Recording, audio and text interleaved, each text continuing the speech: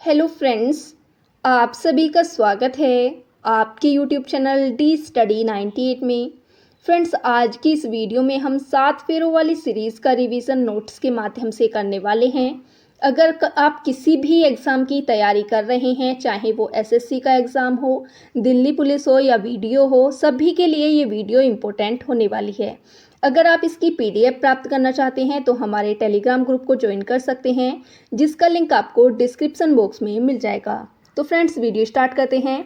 First question है, doctor B R. Ambedkar ने संविधान का हृदय और आत्मा किसे कहा है? तो ये आर्टिकल 32 जो कि संवैधानिक उपचारों का अधिकार है, इसको कहा गया है। समानता के अधिकार की बात करें तो ये आर्टिकल 14 से 18 में वर्णित है। शोषण के विरुद्ध अधिकार आर्टिकल 23-24 में। धर्म की स्वतंत्रता का अधिकार आर्टिकल 25 से 28 में। मूल संविधान में टोटल 7 अधिकार थे, वर्तमान में 6 हैं। संपत्ति के अधिकार को 44वें संविधान संशोधन 1978 के तहत हटा दिया गया था।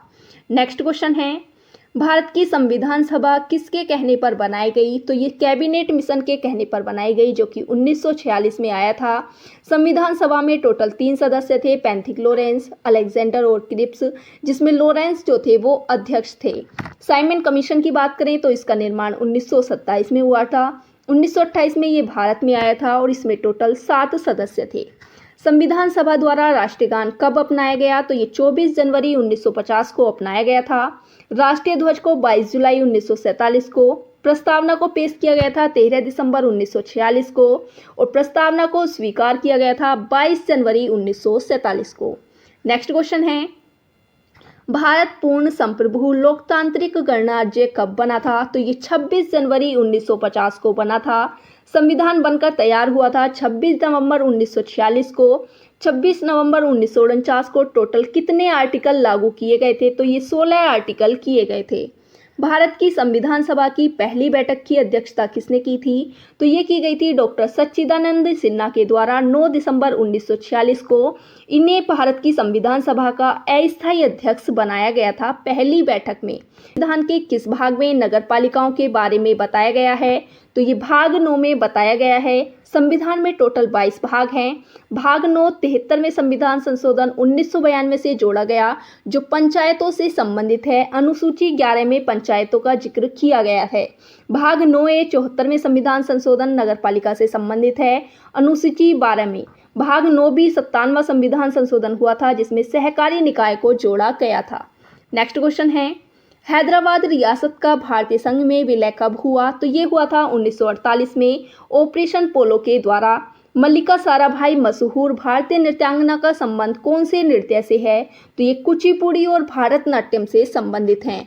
बात करें भारत में टोटल शास्त्रीय नृत्य कितने हैं? तो भारत में टोटल 8 शास्त्रीय नृत्य हैं, जिनमें सबसे नवीनतम शास्त्रीय नृत्य है सत्रिया, जो कि असम का है। सत्रिय नृत्य से संबंधित है शंकरदेव और इनके नाटक का नाम है अकिया नाट नाटक। सबसे प्राचीनतम शास्त्रीय नृत्य है भरतनाट्यम, जो कि तमिलनाडु का है। इसकी शुरुआत रुक्मणी देवी के द्वारा की गई थी। पहले यह नृत्य मंदिरों में किया जाता था। तिल्लाना अलारिप का संबंध किससे है? भरतनाट्यम से। यामिनी कृष्णमूर्ति की बात करें तो ये भरतनाट्यम और कुचिपुड़ी से संबंधित हैं। मृणालिनी साराभाई भरतनाट्यम से संबंधित हैं। कुचिपुड़ी जो है वो आंध्र प्रदेश का है, जो कि कुचेल गांव से संबंधित है। यामिनी कृष्णमूर्ति और राधा रेड्डी इसकी प्रसिद्ध नृत्यांगना हैं। कुचिपुड़ी के अन्य नाम हैं थाल नृत्य और मटका नृत्य। सत्रिया जो है वो असम का है, जो कि सबसे नवीनतम 2000 में बनाया गया था। ओडिसी नृत्य ओडिशा का है। इसके प्रमुख नृत्यांगना हैं माधवी बुद्गल, केलुचरण महापात्र और संयुक्ता पाणिग्रीही। कथकली का संबंध केरल से है, जो कि अच्छाई की बुराई पर जीत का प्रतीक है। महत्वपूर्ण बात है, इसमें हरा रंग विजय का प्रतीक है और लाल रंग हार या बुराई का प्रतीक है। इसके प्रसिद्ध कलाकार कौन कौन हैं? तो वो कृष्ण कुहरी हैं, कृष्ण नायर हैं और आनंद शिवरामन हैं। बात करें कथक नृत्य की तो ये उत्तर प्रदेश से संबंधित हैं। इसके प्रसिद्ध कलाकार हैं पंडित बिरजू महाराज, सितारा देवी और लच्चू महाराज। लच्चू महाराज की मृत्यु अभी हाल ही में 2022 में हुई थी। 17 जनवरी 2022 को इन्हें पद्म विभूषण प्राप्त हुआ था 1983 को। बात करें अगर हम मणिपुरी की तो ये मणिपुर का नृत्य है, जिसमें झाबेरी बहन के नाम से 4 बहन फेमस हैं। मोहिनी अट्टम की बात करें तो ये केरल का है। इसके प्रसिद्ध कलाकार हैं कल्याणी अम्मा, हेमा मालिनी, श्रीदेवी और भारती शिवाजी। ये नृत्य केवल महिलाओं के द्वारा किया जाता है। अब बात कर लेते हैं शास्त्रीय भाषाओं की। तो भारत में टोटल शास्त्रीय भाषाएं हैं 6, जिसमें पहली शास्त्रीय भाषा है तमिल, जो कि 2004 में संस्कृति मंत्रालय के द्वारा बनाई गई थी। तेलुगु 2008 में, कन्नड़ 2008 में, संस्कृत 2005 में, मलयालम 2013 और नवीनतम शास्त्रीय भाषा है उड़िया, जो कि 2014 में शामिल की गई थी। कोकबरोक भाषा की बात करें तो ये त्रिपुरा की भाषा है और कोंकणी भाषा की बात करें तो ये गोवा की भाषा है। भारत के पहले वायसराय की बात करें तो कौन थे, तो वो थे कैनिंग। बंगाल के पहले गवर्नर कौन थे, क्लाइव। इन्हीं की नेतृत्व में प्लासी का युद्ध, जो कि 1757 में हुआ था, इन्हीं के नेतृत्व में हुआ था। बंगाल के पहले गवर्नर जनरल थे वारेन हेस्टिंग्स। पहले भारतीय गवर्नर जनरल राजगोपालाचारी और भारत के पहले गवर्नर जनरल विलियम बेंटिक। बात कर लेते हैं वेदों की। तो वेदों में वेदत्रयी के नाम से किन्हें जाना जाता है, तो ऋग्वेद, यजुर्वेद और सामवेद को वेदत्रयी के नाम से जाना जाता है। सामवेद को भारतीय संगीत का जनक कहते हैं। सभा और समिति को प्रजापति की 2 पुत्रियां कहा गया है। सबसे प्राचीनतम वेद की बात करें तो वो हो जाता है ऋग्वेद। जादू टोना अंधविश्वास का उल्लेख अथर्ववेद में किया गया है। पार्थिव ग्रह या आंतरिक ग्रह किसे कहा जाता है, तो सूर्य और क्षुद्र ग्रह बेल्ट के बीच में ग्रहों को जितने भी ग्रह पाए जाते हैं उनको आंतरिक ग्रह या पार्थिव ग्रह कहा जाता है। बुध, शुक्र, पृथ्वी और मंगल ये सभी आंतरिक ग्रह या पार्थिव ग्रह हैं। क्षुद्र ग्रह बेल्ट कहाँ पाया जाता है, तो ये मंगल और बृहस्पति के बीच में पाया जाता है। बौद्ध धर्म की बात कर लेते हैं। तो बौद्ध धर्म में एशिया का ज्योतिपुंज किसे कहा जाता है, तो ये महात्मा बुद्ध को कहा जाता है। इनके बचपन का नाम सिद्धार्थ था। ज्ञान की प्राप्ति जो हुई थी इन्हें निरंजना नदी के तट पर हुई थी। स्थान था बोध गया और वृक्ष था बोधि वृक्ष। इन्होंने प्रथम उपदेश दिया था सारनाथ उत्तर प्रदेश में, जिसे धम्म चक्र प्रवर्तन के नाम से जाना जाता है। इनके सर्वाधिक उपदेश श्रावस्ती में हुए और इनका जो महापरिनिर्वाण है वो कुशीनगर में हुआ था। पूर्व जन्म की कथाओं को जातक कथाओं के नाम से जाना जाता है। इनके उपदेश की भाषा थी पाली भाषा। त्रिपिटक बताए थे इन्होंने कौन कौन से, सुत्त पिटक, विनय पिटक और अभिधम्म पिटक। त्रिरत्न बताए गए थे बुद्ध, धम्म और संघ। शाखाएं कौन कौन सी थी, महायान और हीनयान, जो कि चौथी बौद्ध संगीति के अंतर्गत डिवाइड हो गई थी। बुद्ध पूर्णिमा के महत्व की बात करें तो इसी दिन महात्मा बुद्ध का जन्म हुआ था, ज्ञान की प्राप्ति हुई थी और महापरिनिर्वाण हुआ था, जो कि वैशाख पूर्णिमा का दिन था।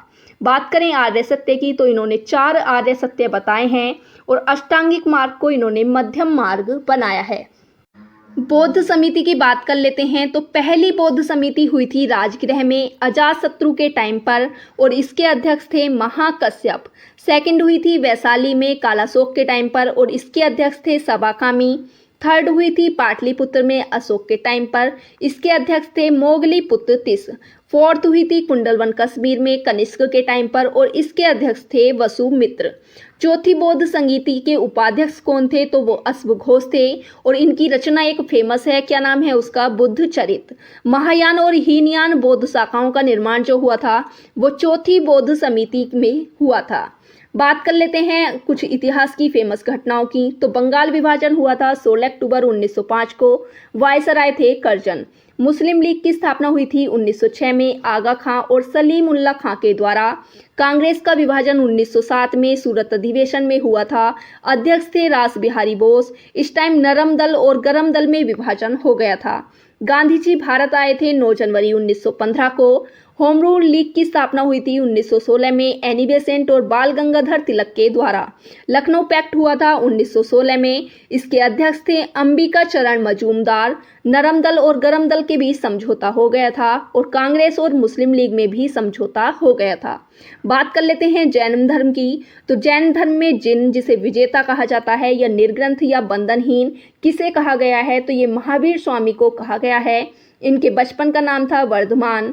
पहले तीर्थंकर हुए थे ऋषभदेव या आदिनाथ। 23वें हुए थे पारसनाथ, जिन्हें सांपों का देवता भी कहा जाता है और अंतिम तीर्थंकर हुए थे 24वें महावीर स्वामी, जिनका प्रतीक है सिंह। ऋजुपालिका नदी के तट पर साल वृक्ष के नीचे इन्हें ज्ञान की प्राप्ति हुई थी। 2 संप्रदाय थे, श्वेतंबर और दिगंबर। श्वेतांबर श्वेत वस्त्र धारण करते थे और स्थूल भद्र के अनुयायी थे। जो दिगंबर थे वो नग्न रहते थे और भद्रबाहु के अनुयायी थे।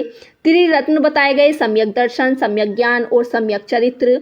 5 महाव्रत बताए गए थे, कौन कौन से? सत्य, अहिंसा, ऐस्ते, अपरिग्रह और ब्रह्मचर्य। ब्रह्मचर्य को महावीर स्वामी के द्वारा शामिल किया गया था। बाकी के जो 4 हैं वो पार्श्वनाथ ने शामिल किए थे।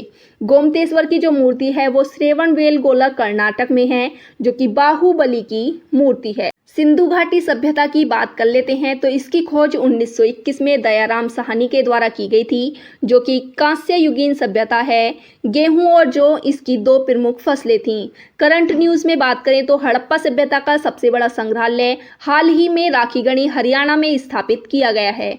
महाजनपद की बात कर लेते हैं तो महाजनपद का जो उल्लेख है वो बौद्ध ग्रंथ के अंगुत्तर निकाय में किया गया है। 16 महाजनपद का उल्लेख। अस्मक एक ऐसा महाजनपद है जो कि एकमात्र दक्षिण में स्थित है, गोदावरी नदी के तट पर।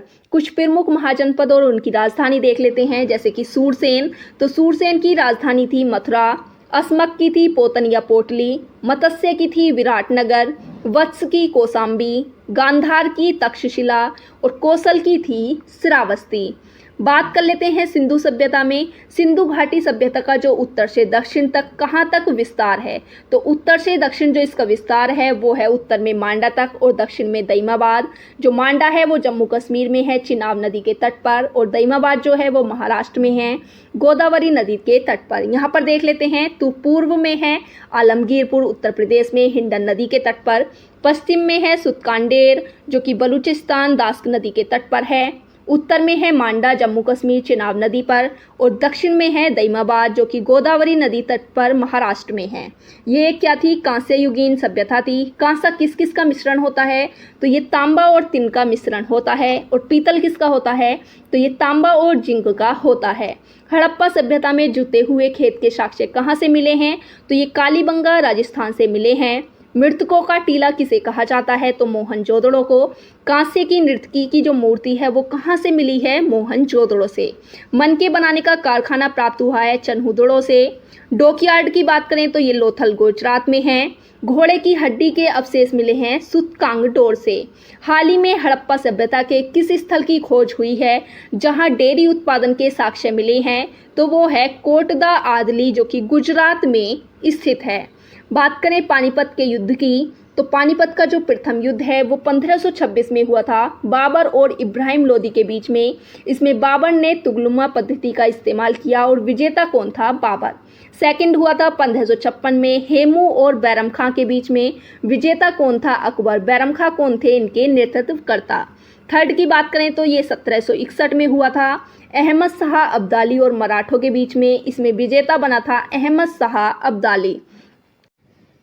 रैयतवाड़ी व्यवस्था का जनक रीड और मुनरो को कहा जाता है। कॉर्नवालिस को सिविल सेवा का और पुलिस का जनक कहा जाता है। होल्ट मैकेंजी महलवाड़ी व्यवस्था के जनक हैं। रिपन के टाइम पर वैज्ञानिक आधार पर जनगणना स्टार्ट हुई थी 1881 में, और रिपन को ही स्थानीय स्वशासन का जनक कहा जाता है। जो जनगणना स्टार्ट हुई थी वो मेयो के टाइम पर हुई थी 1872 में। बात करें अगर वेदों में नदियों के नाम की तो प्राचीन नाम वेदों में किसे किसे क्या कहा जाता था? तो रावी को कहा जाता था परुष्णी, सतलुज को सतुद्री, चिनाब को अस्किनी, व्यास को विपासा और झेलम को वितिस्ता। अब बात कर लेते हैं महत्वपूर्ण युद्ध और आंदोलन की। तो बक्सर का युद्ध हुआ था 1764 में।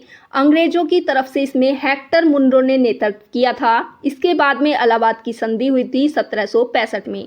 प्लासी के युद्ध की बात करें तो ये 1757 में हुआ था। अंग्रेजों की तरफ से इसमें क्लाइव ने नेतृत्व किया था। चौथे आंग्ल मैसूर युद्ध की बात करें तो ये हुआ था 1799 में। अंग्रेजों की तरफ से थे इसमें वेलेस्ली और भारत की तरफ से थे टीपू सुल्तान। हैदराबाद के विलय की बात करें तो ये 1948 में ऑपरेशन पोलो के द्वारा हुआ था। सर्वप्रथम भारत आने वाले यूरोपियन कौन थे? तो वो थे पुर्तगाली। 1498 में वास्को डिगामा आया था कालीकट पर। बात करें अगर हम पुर्तगालियों के वास्तविक संस्थापक की तो वो अल्बुकर्क को कहा जाता है। इनकी देन क्या क्या है? तो तंबाकू खेती और प्रिंटिंग प्रेस पुर्तगालियों की देन मानी जाती है। गोवा को राजधानी किसने बनाया था? तो वो नीना डी कुन्हा ने बनाया था। ब्लू वाटर पॉलिसी कौन लाए थे? तो वो फ्रांसिस डी अल्मोडा के टाइम पर आई थी। 1961 में गोवा से बाहर पुर्तगालियों को हमने किया था और 1961 में जो पुर्तगाली थे वो वापस गए थे। तो सबसे पहले पुर्तगाली आए थे और सबसे बाद में भी कौन गया था? तो वो पुर्तगाली ही गए थे।